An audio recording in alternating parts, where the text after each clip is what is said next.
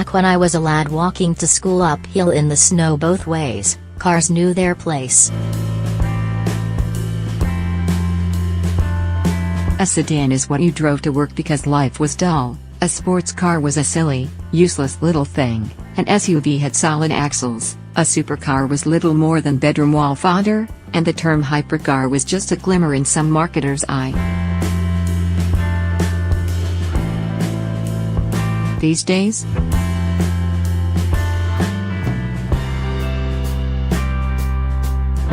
Fugata Budit.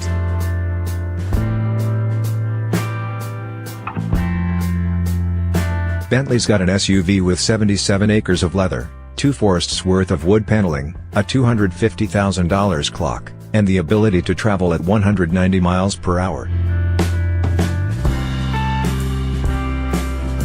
We just tested a sedan, the sinister Mercedes-AMG E63 S4matic Plus that not only runs 11.2 in the quarter mile but also comes complete with a perfume dispenser. Not joking.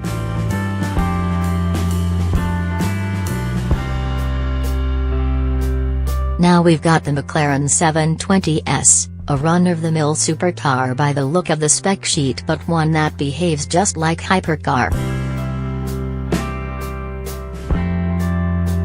What's the world coming to?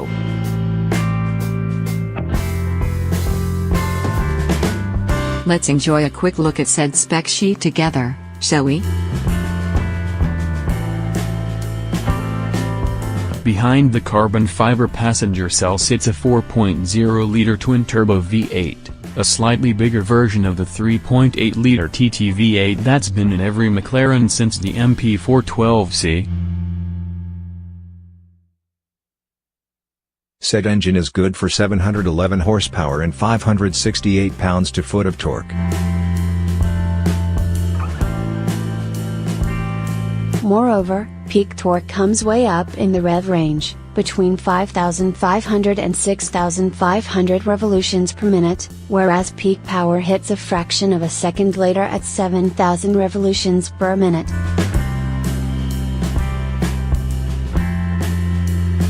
Oompa.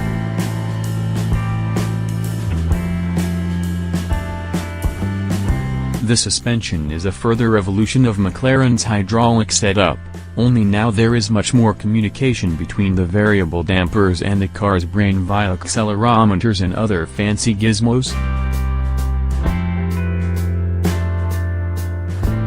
Most important, and largely due to that carbon fiber tub, the 720S is light, clocking in at just 3,167 pounds.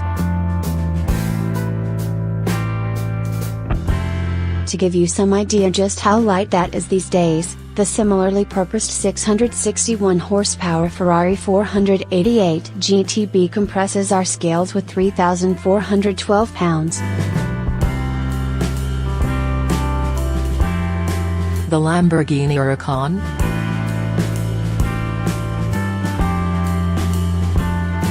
It's at 3,419 pounds for the Euro spec version.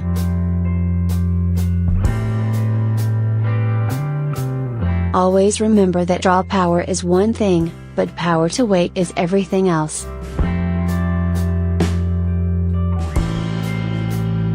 Meaning we knew going in that the newest McLaren would be quick. But friends, Romans, countrymen, not this quick. The 720S is tied for the third quickest car we've tested to 60 miles per hour. Famously, the quickest production car Motor Trend has run, the Tesla P100D Ludicrous Plus, gets it done in 2.3 seconds. The next quickest are both hybrid hypercars, the 887 horsepower Porsche 918 Spyder and the 950 horsepower Ferrari LaFerrari, tied at 2.4 seconds, though the Ferrari's time is suspect. The 720S is actually tied with the current Porsche 911 Turbo S at 2.5 seconds, a car with less power but all-wheel drive grip.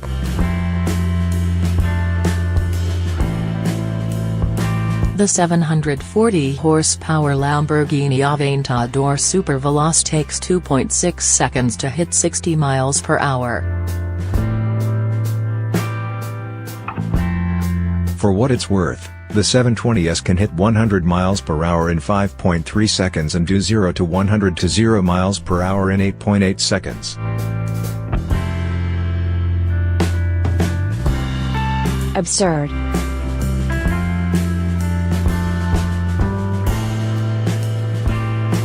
The Mclaren's quarter-mile result is likewise near chart-topping. The quickest we've ever seen is the LaFerrari with a 9.7-second run at 148.5 miles per hour. Therefore, the quickest non-asterisk quarter-mile time in our books is the 904 horsepower Mclaren P1, which hits it in 9.8 seconds at 148.9 miles per hour. Next comes the 918 Spider with a time of 10.0 seconds at 145.2 miles per hour. After that is, you guessed it, the 720S, ripping down the quarter mile in 10.1 seconds at 141.5 miles per hour, making it the quickest purely gasoline-powered car we've ever tested.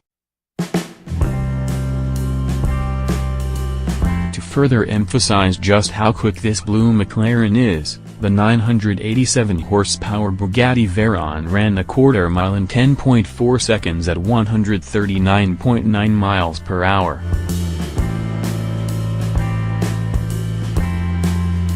So yes, the 720S is quicker than a Veyron. Go.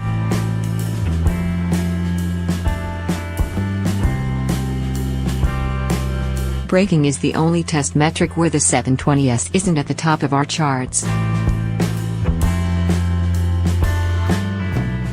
It's still world-class, stopping from 60 miles per hour in just 93 feet, which puts it in a five-way tie for 6th place. The current king is the Dodge Viper ACR, which goes 60 to 0 miles per hour in just 87 feet.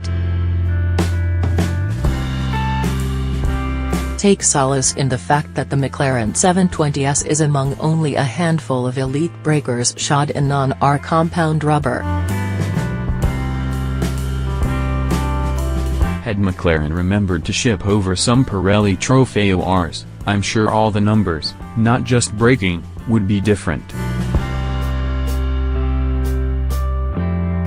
More on this later.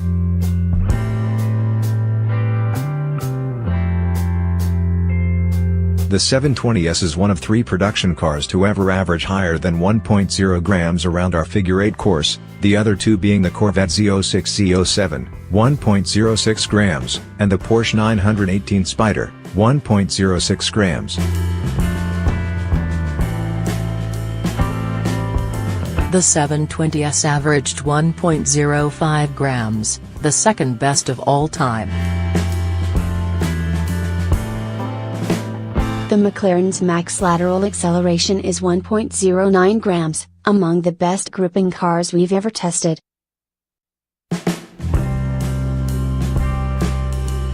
Its Figure 8 time of 22.3 seconds places it in a four-way tie for 2nd place, along with the aforementioned Z06 and Viper ACR plus the Corvette Grand Sport. Best ever?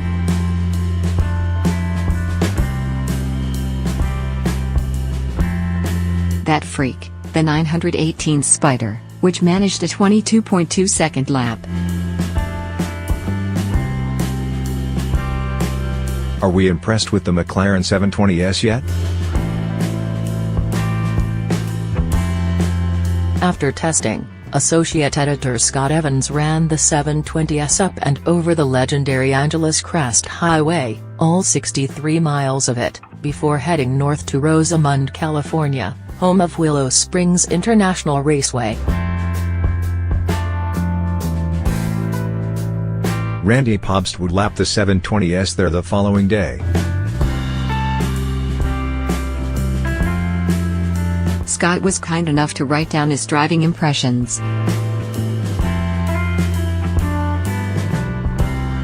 Here are some excerpts, with the profanity edited out. Life begins at 70 miles per hour. Stuff gets real at 100 miles per hour.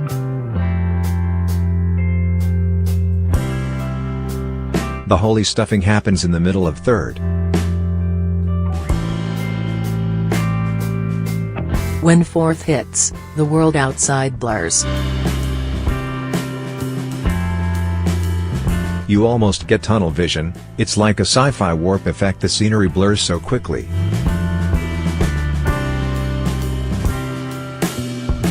This car brings the breaking point to you. It accelerates so quickly and you're traveling so fast that it's almost as if you're pulling the road ahead to the car rather than vice versa. My advice to anyone caning this car on a back road: brake early. You're traveling so fast.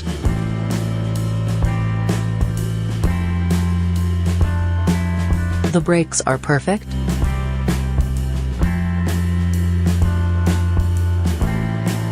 The steering is wonderful.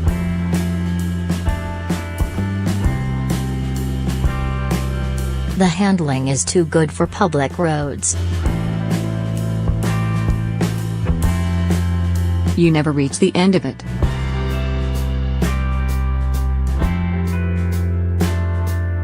There's no limit for the sane.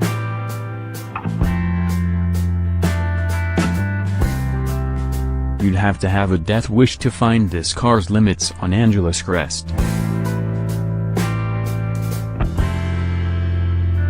Just when you think you're there, you turn the wheel a little more, and somehow there's more grip. Maybe the chassis finds it.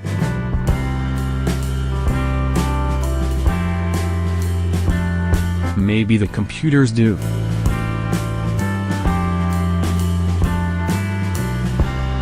It doesn't matter.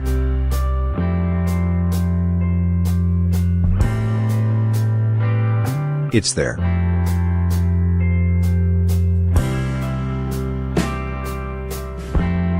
Even in Los Angeles, even by supercar standards, the Paris Blue 720S turns a lot of heads. I don't think even the Aventador SV got this much attention, especially from those who aren't car people. I concur with Scott, especially about the acceleration. I'd go so far as to use the word terrifying, but in a good way.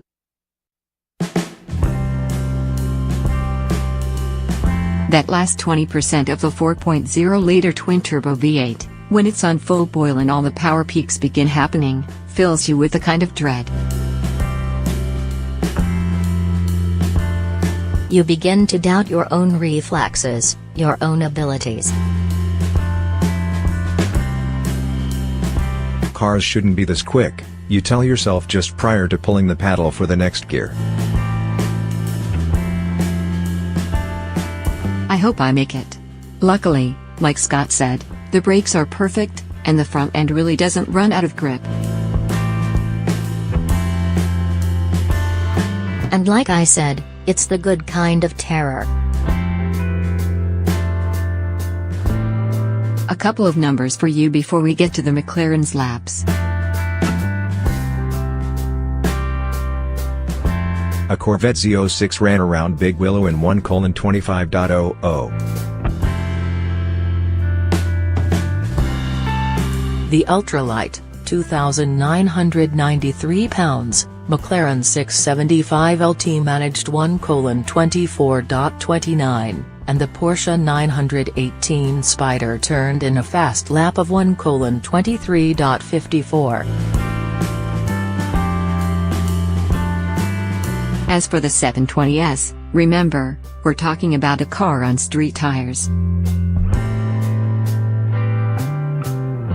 McLaren really did forget to send us a set of optional Trofeo-Rs. I should also point out that after his first 2 warm-up laps, Randy complained that the engine was pulling power at high RPMs.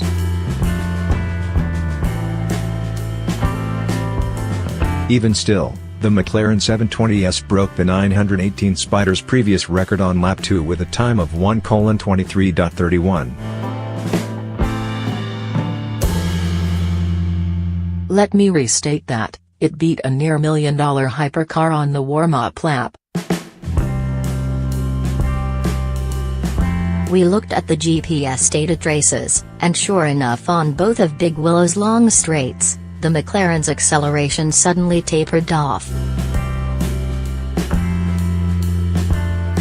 The McLaren engineer on hand theorized that because the engine is meant to run 98 octane to prevent knock, the engine was retarding the timing, aka pulling power.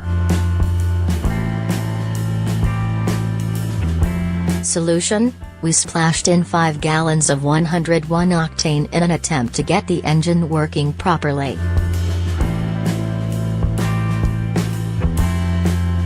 That did the trick.